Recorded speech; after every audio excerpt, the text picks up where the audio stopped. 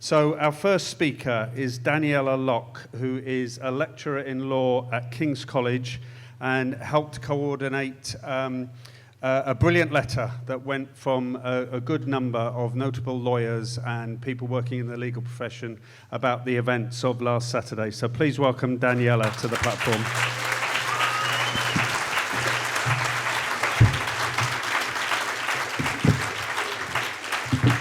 Thank you, everyone, and thank you to PSC for organising such an important event at this crucial time. So, yes, I'm one of the legal scholars who signed the letter to the Home Secretary and the Mayor of London calling for an urgent investigation into last weekend's events, as well as for urgent repeal of the protest law, which I'm going to speak to you about today, and which shows that last weekend was not an isolated attack on protest rights. It was part of a broader and sustained attack on protest rights, which has been brought about by recent law reform, which has created a hostile environment for protesters and which has ensured that increasingly protest is being seen as a risk rather than a right. This law is also being used in a way which is having a disproportionate effect on those Palestinian solidarity groups as well as environmental protesters. And so in this way, the law is clearly being used politically. And this is not compatible with the right to protest. So before I discuss these legal changes, I just want to set out what the legal right to protest actually is. So the right to protest, which was established in law as part of a broad agreement between European states that the right to protest is part of a minimal set of rights which are essential for democracies to survive. So this agreement was made as part of an agreement to prevent fascism from spreading again throughout Europe. And it says that we all have the right to protest as part of our right to freedom of expression and our right to freedom of assembly. This right is not an opt-in right. States can't decide when they want to protect the right to protest. They're not allowed to use it selectively. So a state is not allowed to decide to not protect the right to protest just because it disagrees with the political content of those who are protesting. So we have the right to protest.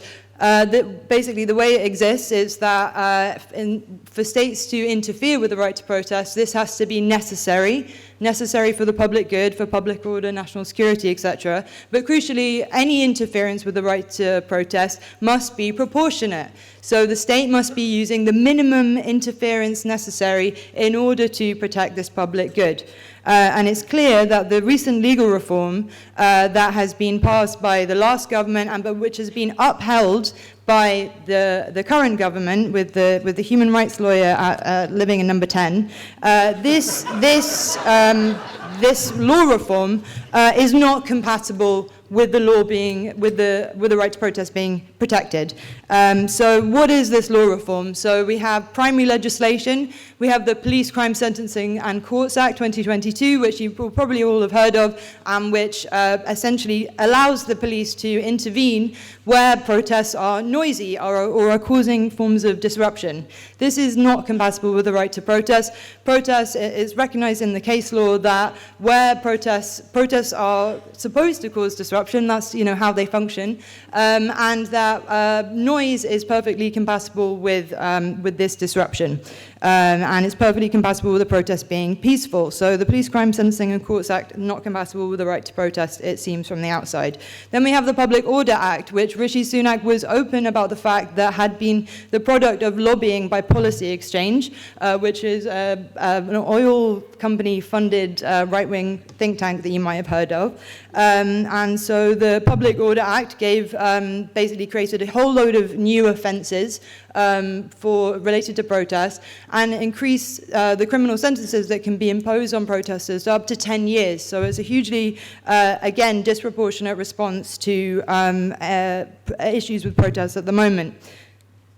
Great, thank you. And then finally we have some public order regulations that have been passed, which the courts have recently found to be unlawful.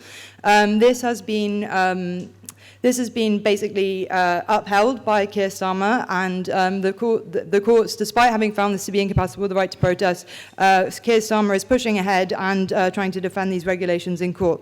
Okay, so what's the evidence that this law, which is already on the face of it incompatible with the right to protest, is being used politically? We've seen the escalation of aggression against protesters and the mass arrests. I think we're also seeing the privatization of responsibility to keep protests peaceful. So police are basically holding all protesters responsible for the conduct of protesters as a whole. And we're also seeing terrorism measures against protesters, which is particularly incompatible with the right to protest.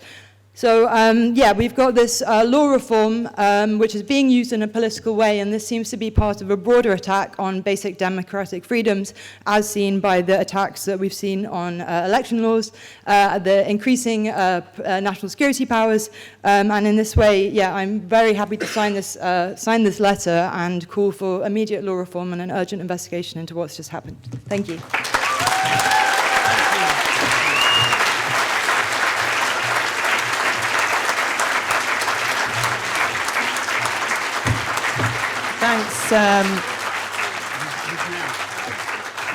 Thanks so much for that, Daniella.